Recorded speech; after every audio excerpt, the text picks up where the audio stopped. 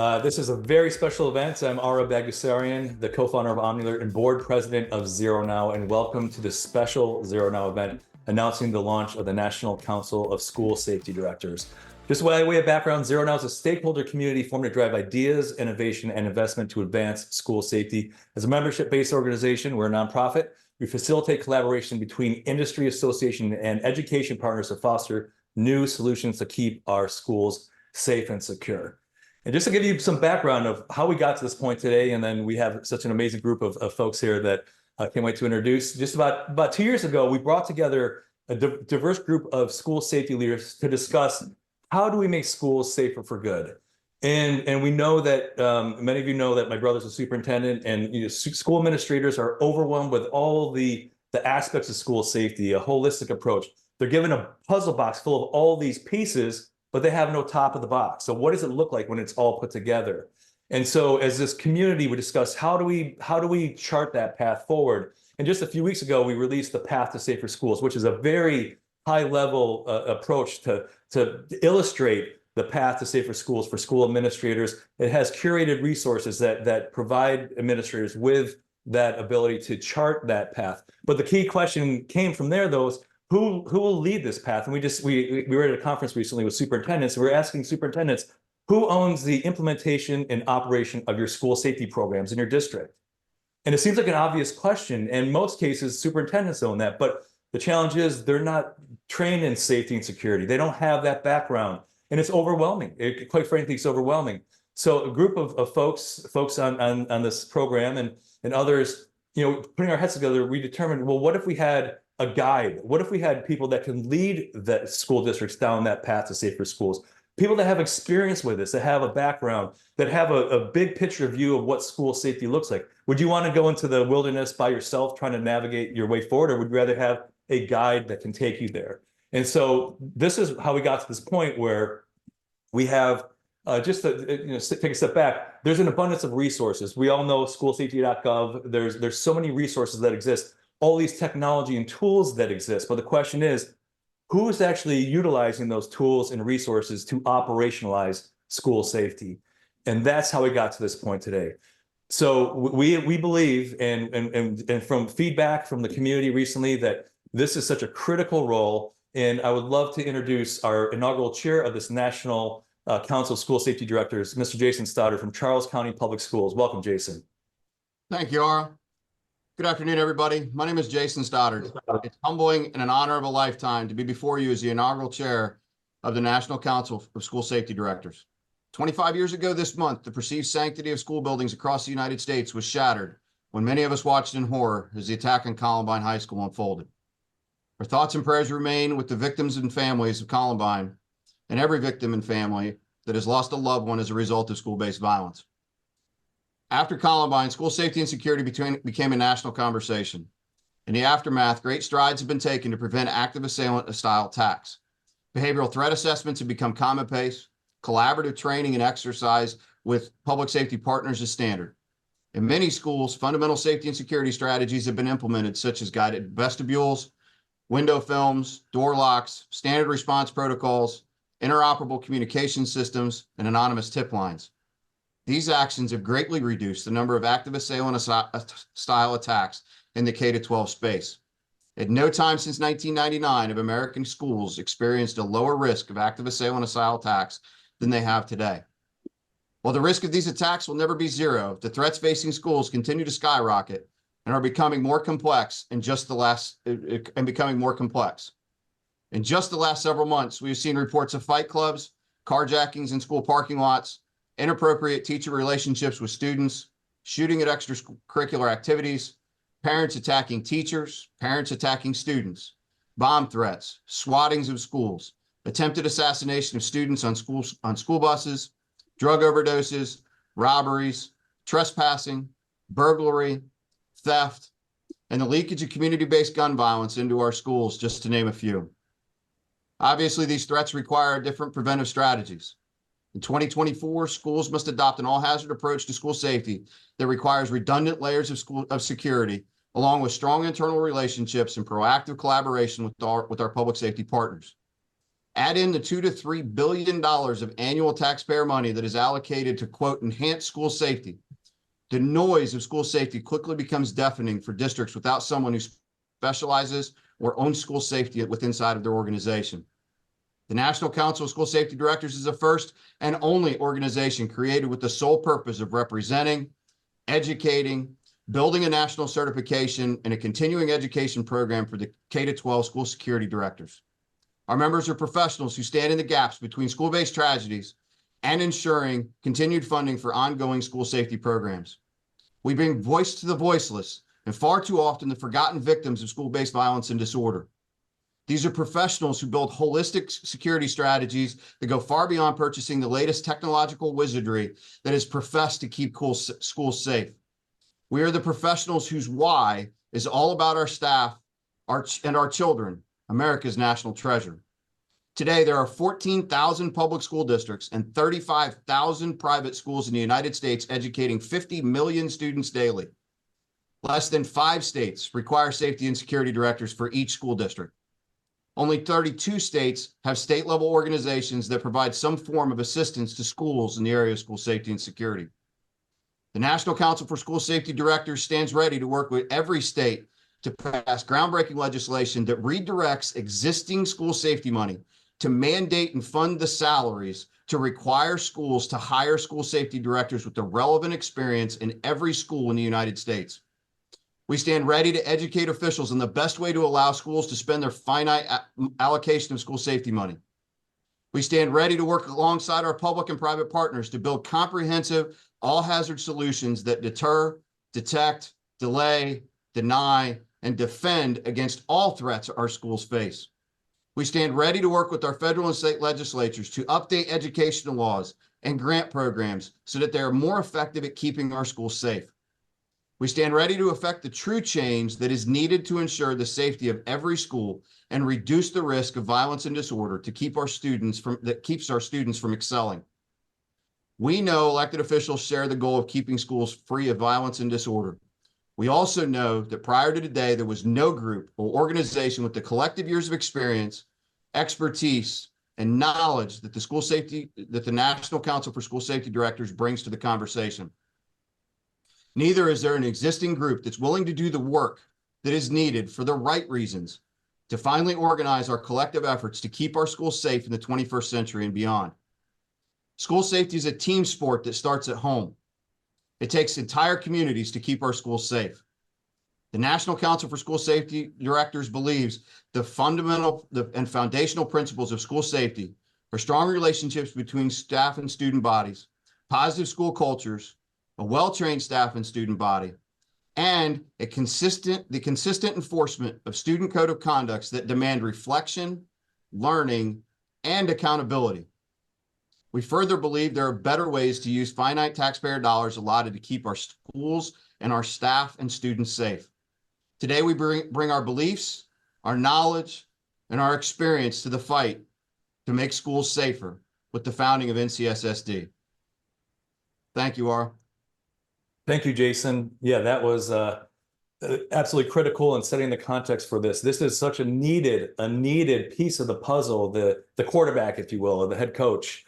And so we're excited about this. And so, ladies and gentlemen, it gives me great pleasure to introduce a dedicated advocate for the safety and education of our children, Congressman Tony Gonzales. Representing Texas's 23rd Congressional District, Congressman Gonzales has made school safety a cornerstone of his legislative agenda. His efforts to secure schools and protect our children demonstrate his deep commitment not only to his constituents, but to the future of our nation. A Navy veteran with a steadfast dedication to public service, Congressman Gonzales continues to lead with integrity and vision. Please join me in welcoming a man committed to making our schools safer. Welcome, Congressman Tony Gonzales. Thank you, and thank you for having me. Thank you, ZeroNow, and all the school safety advocates that are on this call. Our kids are growing up in a completely different world than many of us grew up in, and we have to adapt to the times. I represent a district that stretches from San Antonio, Texas to El Paso, Texas. It takes me 10 hours to get from one end to the other. It's larger than 30 states. This is my second term in Congress. I retired from the Navy and ran right into public office. And talk about getting pushed into the deep end of the pool very early on. Uvalde is in my district. I actually grew up not far from Uvalde, small little town called Camp Wood. And, very quickly, I had to deal with the worst school shooting in Texas's history, and one of the worst in the entire country. And there's a lot of things I've learned out of that. And the biggest thing is enough with the fighting, enough with the blame game, enough with the whose fault it is. And there needs to be more solutions, real, tangible, urgent solutions, because while, sadly, many of those children have perished, there's other children that are survived, and we have to protect them in any form or fashion in order to do that. And it starts as simple as communication is usually step one, knowing what the threat is, and figuring out how to deal with the threat in a very timely response. And as you alluded to earlier, Ari, is many of these superintendents are wearing 6, 7 hats. They all care about their kids deeply, but how do you make sure that safety isn't just a word that we talk about, but we actually deliver in a real, tangible way? Once again, my toughest time in the military was when, I had to deal with people that had passed away when I was a CACO officer. And, what do you tell a family that has lost everything? And my toughest time as a civilian as a member of Congress is sitting across from families that have lost everything. And I never want to be in that spot. So how do we protect our kids before it gets to that point? A large part of it is it can't just be talk. There has to be action. And it was a reason why I helped found the Bipartisan School Safety and Security Caucus that meets regularly. It's bipartisan. There's hardly anything that's bipartisan in Congress these days. It seems like partisanship has hijacked everything we do, but our kids should not be in that spot. We should all want to fight and advocate to make sure that our kids are safe, healthy, and grow up to be prosperous and productive members of society. But once again, that doesn't just happen on its own. So I've been advocating here in Washington to find solutions at the national level as well as at the local level to make sure that we have tangible results to make sure our kids are protected and safe. And I look for partners. I look for those experts in the field, if you will, on how we can deliver this in a real tangible way. So thank you again, ZeroNow, for having me. Thank you, everybody, for getting on this call. And I look forward to continuing to work with you as we find real tangible solutions from a national standpoint, as well as delivering it. I had the Attorney General testify before my committee. I sit in the Appropriations Committee, and we often talk about this legislation that we passed. But until that money makes it into our schools, it is not real. It is just make-believe. And until those positions are filled, only then can our kids be safe. So thank you again, everybody. I hope y'all, let's continue to work together and bring others along as well. And y'all have a blessed day. Thank you very much, Congressman Gonzales. Appreciate that. And that's exactly the point. It's about working together. And that's the mantra of ZeroNow. Together, we will make school safety safer for good. And the fact that we have all of our minds together rather than just one person is how we're going to get there. And that's how we got to this point, quite frankly. Looking at this, man, this is a major gap here. We don't have true leadership to lead the implementation and operationalization of school safety. That's what it is. It's a day-to-day thing. We need to make sure we have that on an ongoing basis. So thank you very much, Representative. All right, now it gives me the distinct honor to introduce some of our founding leadership committee for the National Council of School Safety Directors. I've already introduced Jason Stoddard, the Director of Safety and Security at Charles County Public Schools. So welcome back. Welcome back. You didn't go anywhere. Danielle Stevens from Lake Zurich Community Unit School District 95. Welcome, Danielle. Thank you. I'm so happy to be here with everyone. Awesome. We're glad you're here with us. Mark Lomax, welcome back. Mark Lomax is from the George School. Welcome, Mark. Thank you, Ara. Pleasure to be back. And Mike Matranga, welcome to the program and this special event. We're glad that you're here, and I know you're in the middle of moving right now, so we appreciate you taking the time during a very stressful period. Thank you, Ara. I appreciate it, and I'm honored to be a part of this program and this organization that is going to lay the groundwork for the future of safety in our schools. Thank you. Absolutely. And I just want to remind our participants, so we will, there's a Q&A tab at the bottom there. If you have a question for the panelists, please type that in there. We had a number of questions that came in beforehand, so we're going to do our best to get to all of them. If you have any additional questions, you go to the ZeroNow community, and then you can post your questions in there as well. So let's get started right from the very beginning. So Jason, so why was this organization formed, and why is it unique? So I think the place to start is there's as you mentioned earlier, there's a number of resources that are out there for school districts, school safety professionals.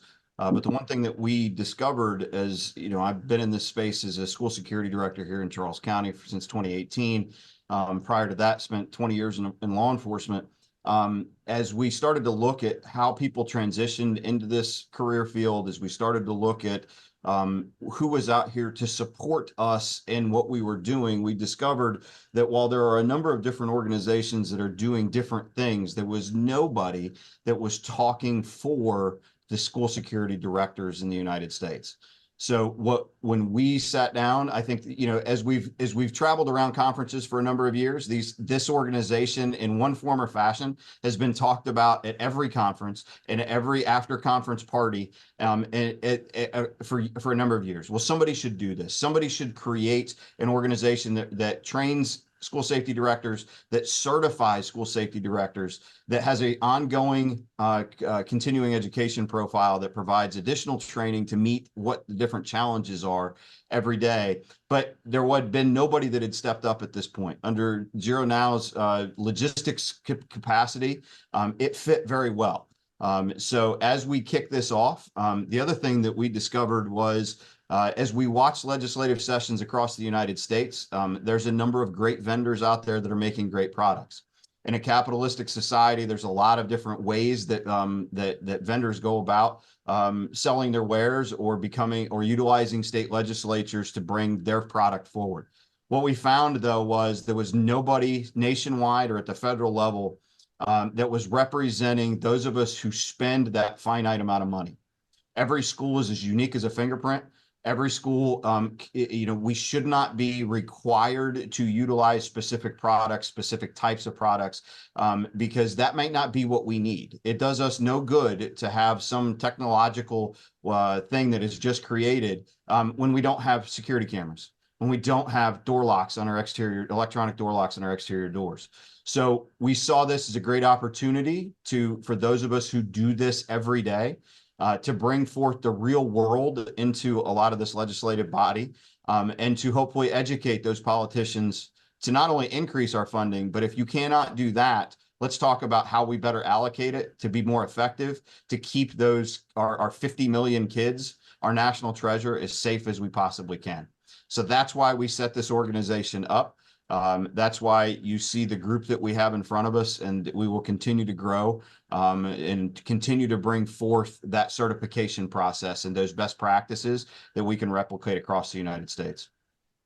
Absolutely. And you look at, you know, as a policymaker, as a lawmaker, as a school administrator, you know, how wonderful would it be to have clarity on the next step in hiring a certified school safety director, someone that you know that has the background and capabilities and experience that is necessary to lead that journey to safer schools. And Danielle, so why do you think it's important for school safety directors to unite, to come together, to share ideas, best practices, et cetera?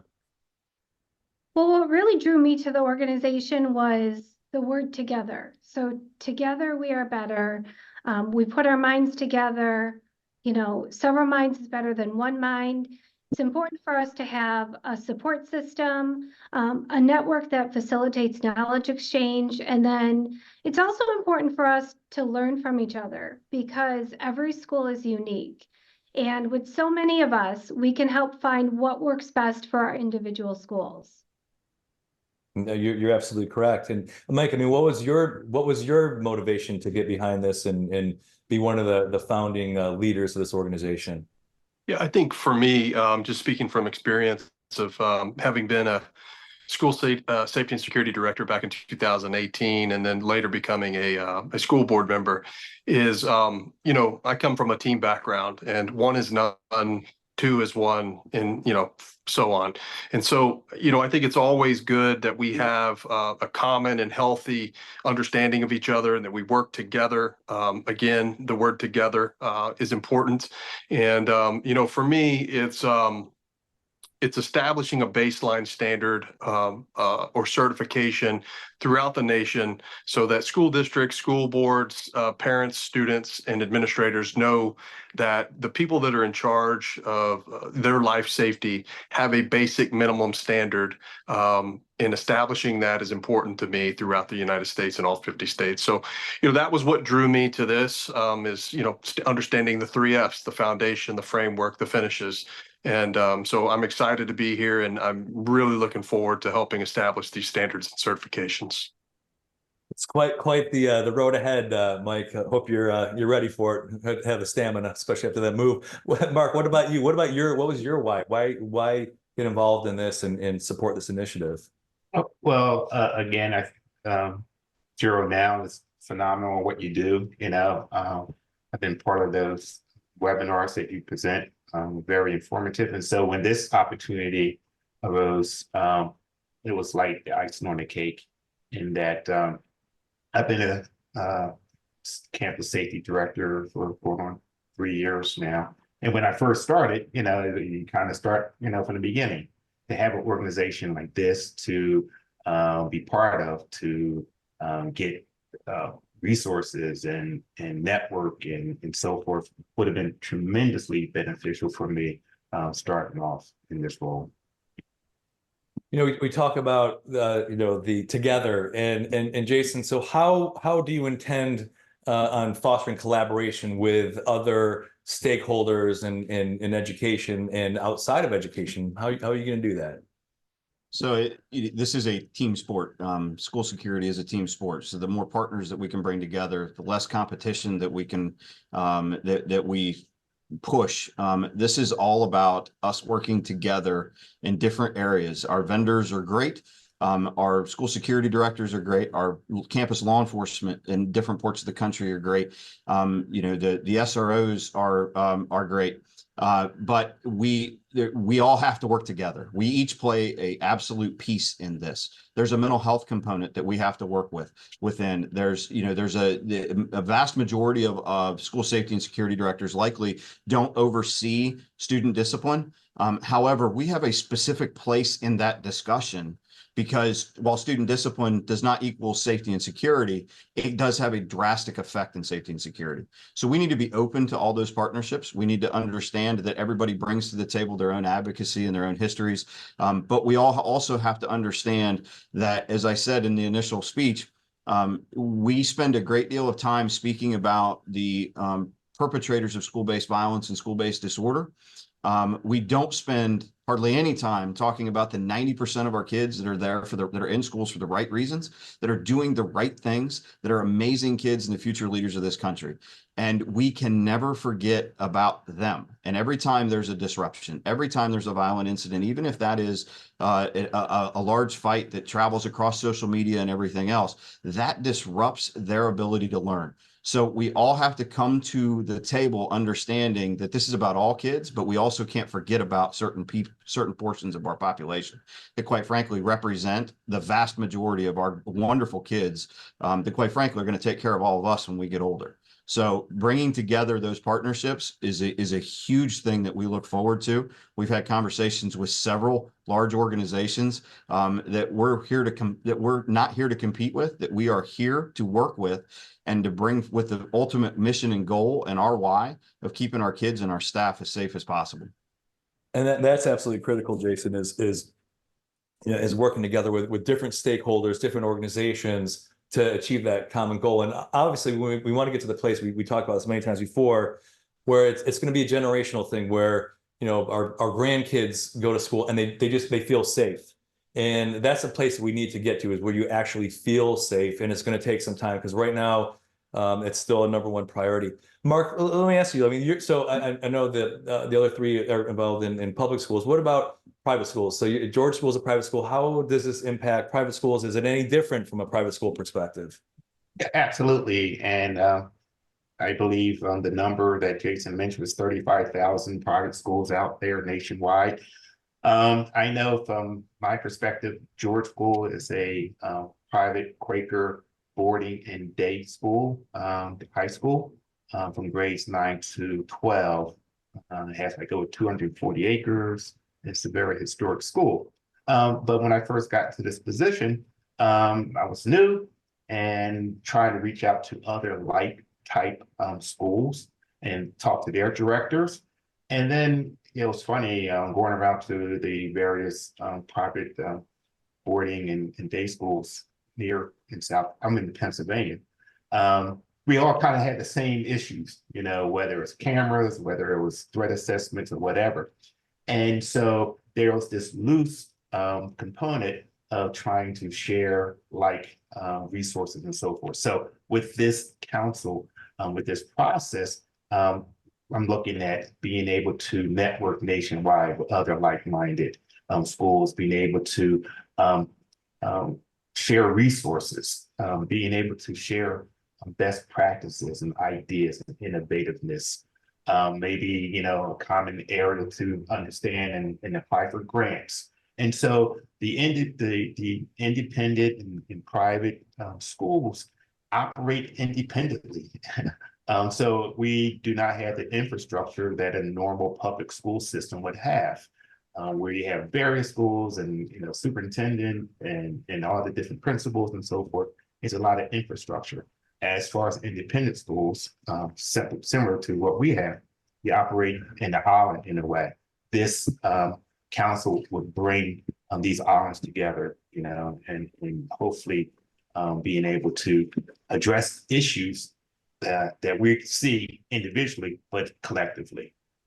And what's exciting about that, Mark, is that, you know, as we embarked on this journey to safer schools, having peers that have been there, that have been through this part of the experience, that could share best practices. Hey, try this worked really well, or this didn't work well. And being able to connect school safety directors in that community, sharing those best practices is absolutely critical. And that's, you know, I think that's one of the ways we can really move the ball forward when it comes to school safety.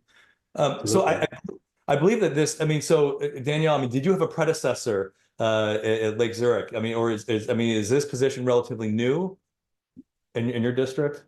So in my district, the position is new. I was the first. I started about 4.5 years ago.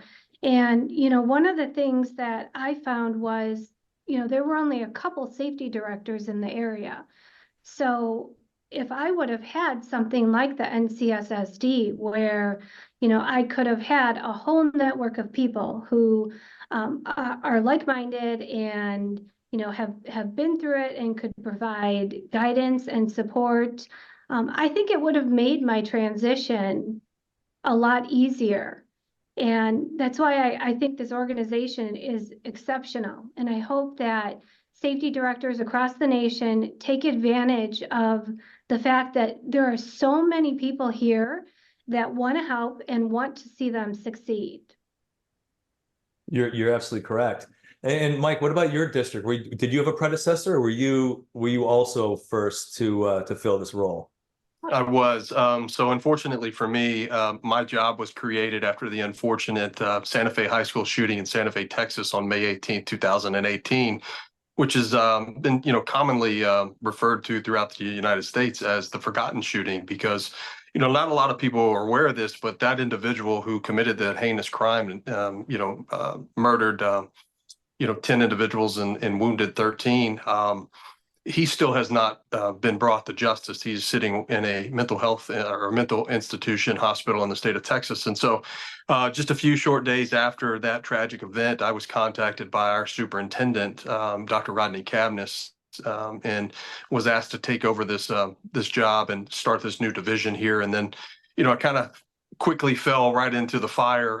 First day on the job, I was testifying before the Texas Senate, having no experience in schools, but having a lot of experience with my former employer, the United States Secret Service, regarding behavioral threat assessment and how to identify risk and whatnot. And so, my testimonies led to probably a dozen testimonies and a couple legislations that I helped draft here in the state. But we did not have a predecessor. And since I left, I was there for about 3 years and then went on to become a school board member so that I could understand both sides, right? The administrative side on the elected side, and then as an employee. We've had 2 additional directors. One has moved on to a larger district, and then we have backfilled with an individual that is pretty much heavily versed in emergency management and understanding how to, plan, operate, and execute during the event of a crisis. So, for me, one of the things that I've learned, and one of the, we talk about the why with ZeroNow. For me, it's all about establishing, some decorum amongst each other. It's about establishing that standard because, any conference USA you go to throughout the United States, you go there and it's dominated by active shooting talk or vendors or products.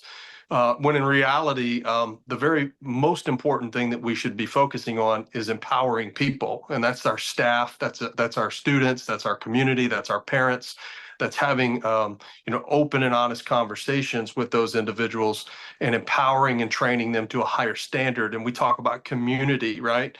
If we do that, we make our communities safer with the staff that we have and the people that reside within those facilities on a daily basis. You take into consideration, a Buffalo, New York, where an individual goes and carries out an attack.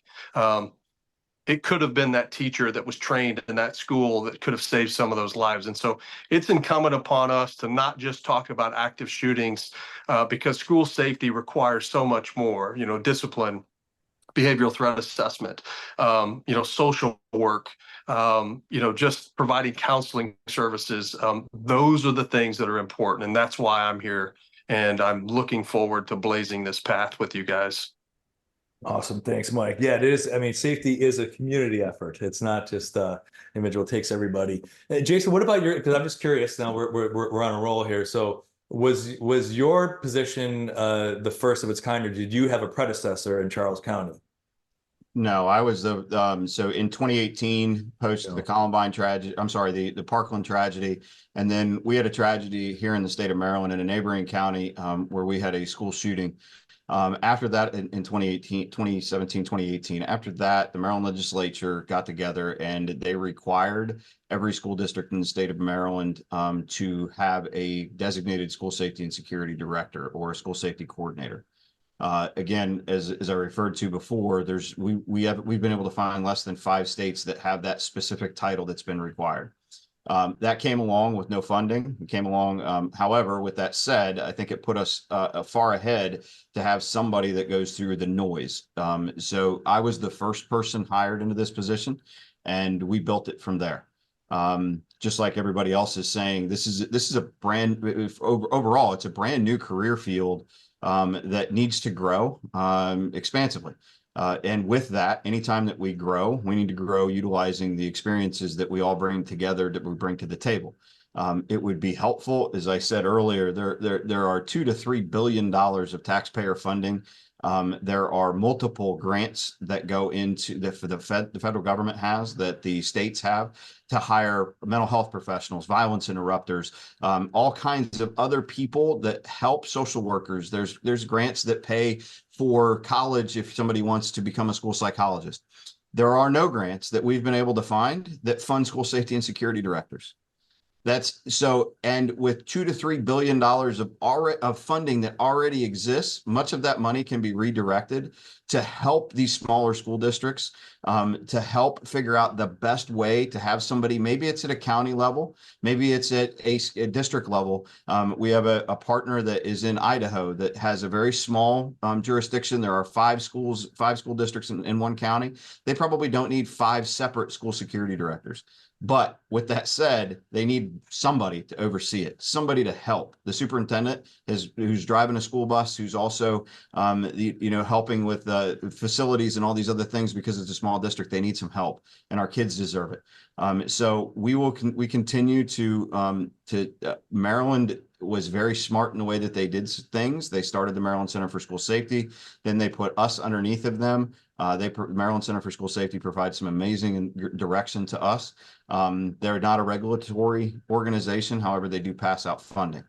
So we hope to see this model like what we have expand, and utilizing all the lessons learned that we have, from how to deal with a board of directors or your board of education, to how to apply for that grant, to how to move forward with growing your school security employees.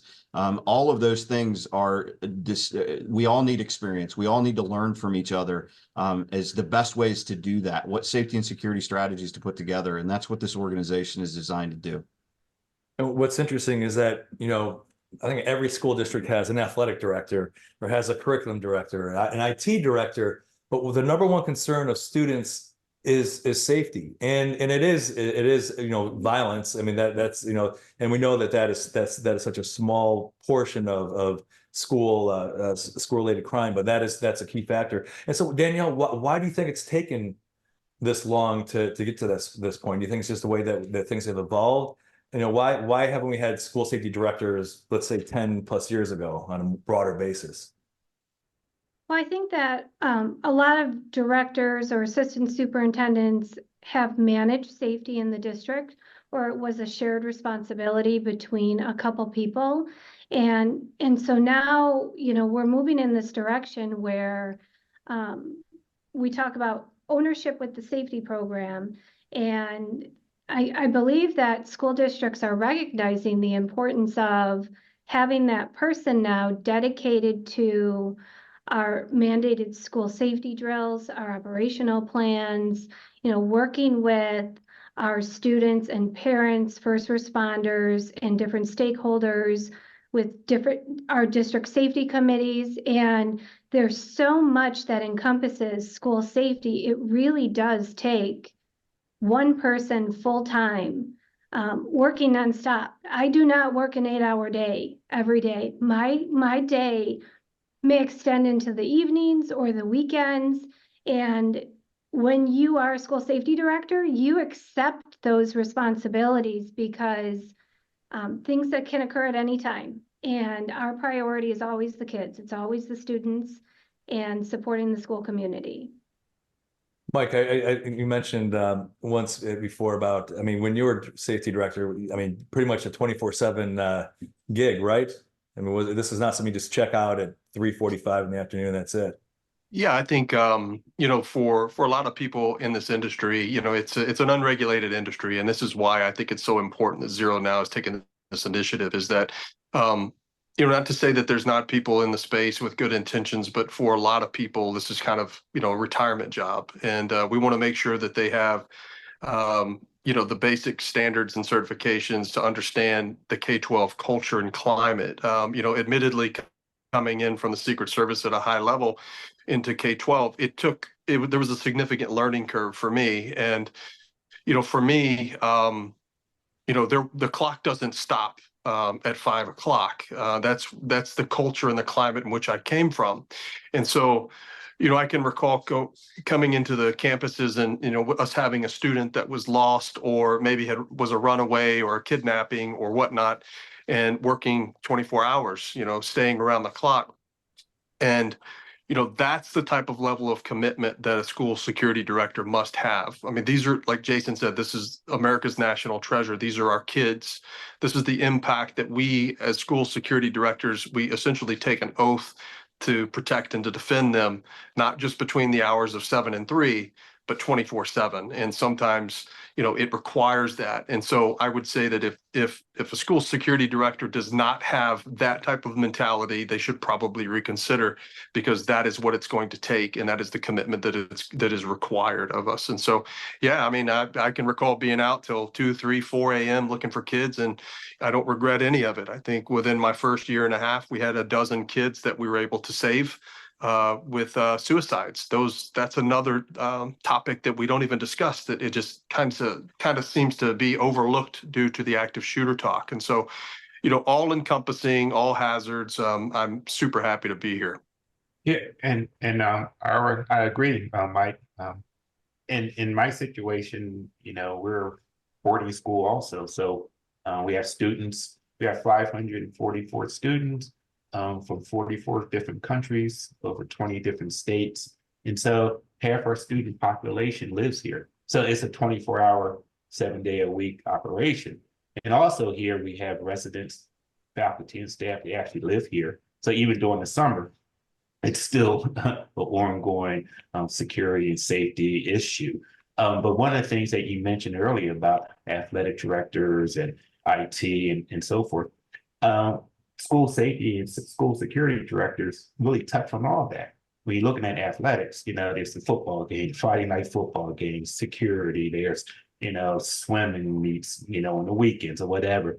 IT, there's social media, the kids are always on social media and good things and bad things happen with social media, So pretty much the whole array from teaching to IT to athletics to everything. Safety and security directors touch on all of those facts of the school because you have to be involved. You have to know what's going on, all the different components, because it's not just like it was emphasized several times by Mike and Jason and Danielle.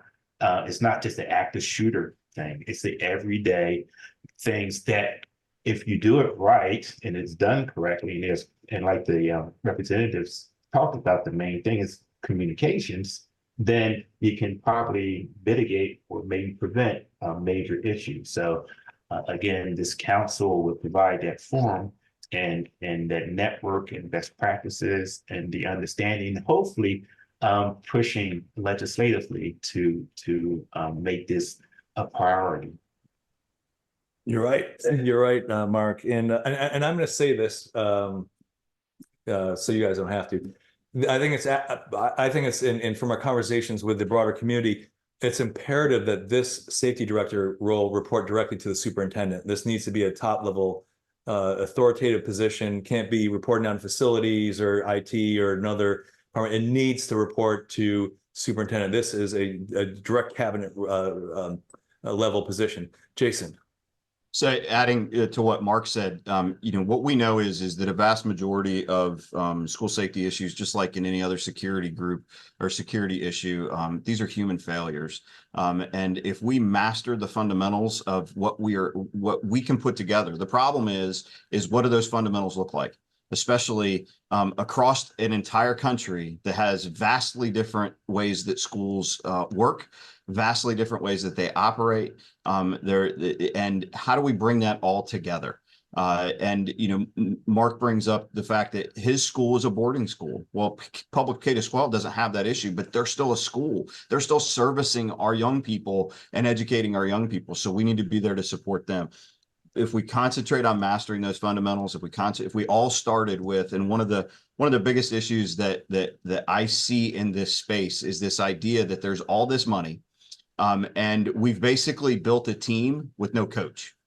And that's kind of what we're after here and pushing for, is that coach to bring these things together.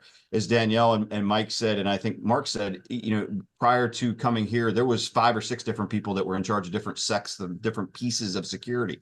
It was very difficult to talk to each other because as Mike has alluded to, the K-12 space has its own terminology. And it requires, especially those of us who came from a law enforcement background, to learn a vast amount of new things.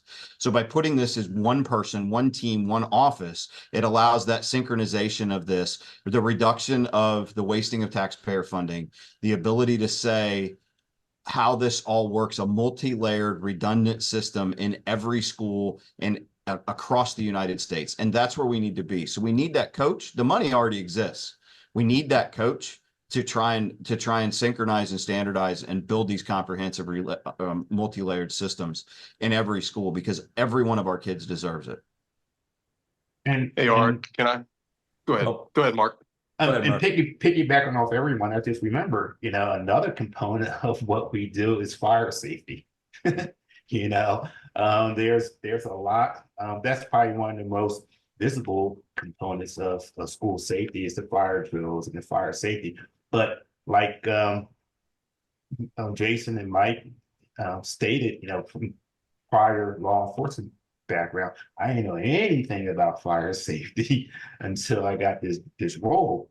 And Danielle could attest to it also, is that you really need to know about sprinkler systems and fire systems and all the different codes and everything. So putting all that under one umbrella is more effective and more efficient, and than to have separate entities responsible for those. Mike, go ahead. Yeah, I just wanted to make a couple quick points. I'm an acronym guy, so guys, you're just gonna have to deal with it. But I already mentioned the 3 Fs. That's the the foundation, the framework and the fixtures, and that's the process in which school security directors should be aiming to follow. And then if that's not one that they can follow, then I have the 4 Ps, and that's the that's the people, the planning, the process, and then the products. Too often what I think we see in the space is that the terminology and the language and the conversation always turns to what's best products, when in reality we start talking about products before we even have a plan. That goes back to the foundational component. And so one of the things that I'm excited about, and one of the things that I'm happy to hear you talk about, was that as far as an organization or command structure perspective, this position should absolutely fall directly under the superintendent. And in so many districts that we've been in, one of the things that we always see and that I always ask when I'm at conferences speaking is, as a superintendent, why is it? And I ask them to imagine, sitting around a circle, and you've got your behavioral specialist, your 501 or 504 or a special education specialist. You've got your curriculum specialist. You have your athletic director. You have, all of these people that are responsible for their area of responsibility or their AOR. But when it comes to safety and security, a lot of superintendents or assistant superintendents are handed that responsibility, when in reality they just don't have the experience. And so, I'm happy that we're going to establish that standard and making sure that they know that, listen, this should not be a competitive thing. No one's trying to steal your thunder. We want you to work hand in hand with a professional who is trained to a minimum standard, so that you can both serve your community and serve your students and your staff. And so that was my points. I appreciate it. Danielle. Just building off what they say, as a safety director, we have to understand everything in the safety realm of IT, whether we use, different systems that track certain keywords on students' iPads or Chromebooks. We have to know everything about facilities, and we have to be able to teach and help our building leaders understand how these systems work. So for example, Mark was talking about the fire panel, teaching our principals that, hey, if your PA system goes down, you have a backup through your fire panel system. Knowing the ins and outs of every building in case there's some type of crisis and the fire department or the police call you as a district representative to their unified command. We have to be prepared, and for everything, we have to know everything. And our role is so critical, and we truly do feed into every sector of the school community. And we also have to understand, if a safety director didn't come from a law enforcement background, what the school resource officer does, and how they fit into the whole school system. So school safety directors are everywhere. And knowing the language, and you guys nailed it so many times. And to give you a little analogy, if you will, or a story. My wife is a librarian at the local high school, and she was charged with organizing a music concert for the 75th anniversary. And she asked if I would help her, ask questions or find you mentioned PA system, Danielle, so it's your fault I'm going on this tangent. So she asked for help because I'm a musician, I do sound production, all that events and all that fun stuff on the side. But so I asked, so what about front of house? What about who's handling backline? Do you have stage plots, wedges, or in-airs? And it just was not the language. And so that it's like speaking to, no offense here, like speaking to a superintendent that doesn't have a background. What about access control, film, two ways, like the language, if you're not speaking that language, it's not going to go there. So having someone that speaks the language is absolutely critical. And we're going to take a few questions from participants, but before we do, because this is all about the launch of this organization. So Jason, would you mind sharing with us, some of the goals and milestones that this National Council of School Safety Directors has for this upcoming year and the future after that? So we've been very busy behind the scenes trying to put this together, and we've done a lot of work. The foundation and the framework is still being built, but we think that we've got a very good foundation moving forward. So I would strongly encourage everybody to go to zeronow.org/NCSD to join. If you go when you click on that, you will see a join the council, and that will give you access to the ZeroNow community and then the sub community of NCSSD. So I'd ask everybody to do that. The annual fee is $100 to be a portion of the membership.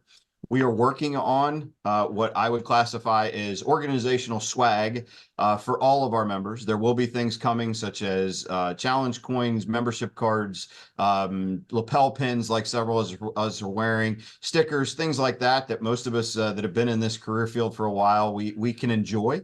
It also gives you access to the community and to the networking, the best practices library, and also, most importantly, to help serve on on one of the 3 standing committees that we have: membership, standards and certifications, and then the governance and lobbying. We need all the help that we can get, and all 3 of those. So we strongly encourage you to do that. As far as goals, goals, if you don't say your goals out loud, they're nothing but dreams. So our goals here, we would like to see, our goal for this calendar year is 1,000 members in NCSSD. We're doing a membership kickoff for those of you who are coming to the Campus Safety Conference July 8th through the 10th in Atlanta, Georgia, sponsored by Campus Safety Magazine. We will be there at the ZeroNow booth with the ability to sign people up. We also would like our other goal is to make sure to put out the first iteration of a national standard and what that looks like by the end of the calendar year. One of the things that the cool parts about this organization is we want members to help us not only write those standards and write the certification, but we're also going to lean on people with the expertise that not all of us have to teach those classes, to build the PowerPoints and the YouTubes and the videos and all those other things. So this is a very member-driven organization. So that is where we're at. We hope to see many of you in the ZeroNow community, and to reach out to all of us. We're all here to help. And as we said earlier, this is a complex operating environment. It's going to take all of us and all of our knowledge. There's some really good folks on LinkedIn that have started a kind of de facto community, and we want to have everybody help us build those best practices libraries. No, that's great, Jason. Yes, and like Jason mentioned, if you go to ZeroNow, click on community, there's a special registration for National Council of School Safety Directors, and you'll be in a community within the community, if you will. So that's key, and we be continuing that conversation. And so we are not going to have time to go through all the questions that came in prior or during. So we will post them in the community. But I'm going to ask each of you just to leave us with some final thoughts about the journey, how we got to this point, and what you see for the future. Just some final parting thoughts. And Mark, we'll start with you. No, thanks, Ara, and thank you, Jason and Danielle and Mike and Mary that we didn't see for putting this all together. More importantly, for putting this council together. I think this is a awesome opportunity for the future of our schools and our country. So again, it's an honor to be part of this. Thank you, Jason, for your leadership in what you're doing. And thanks, Ara, for putting this together. So thank you very much. Thank you, Mark. We're glad you're part of the organization. Mr. Matranga. Thank you, Ara. I appreciate it.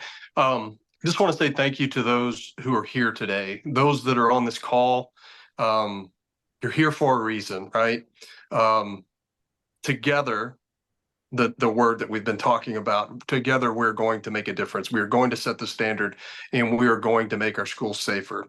And so by you being here tells me that you're committed to your communities, you're committed to your kids and your staff. And so I just want to say thank you for being here, Ara, and the rest of our team. I can't wait to look to continue to work with you guys in establishing these standards and certifications.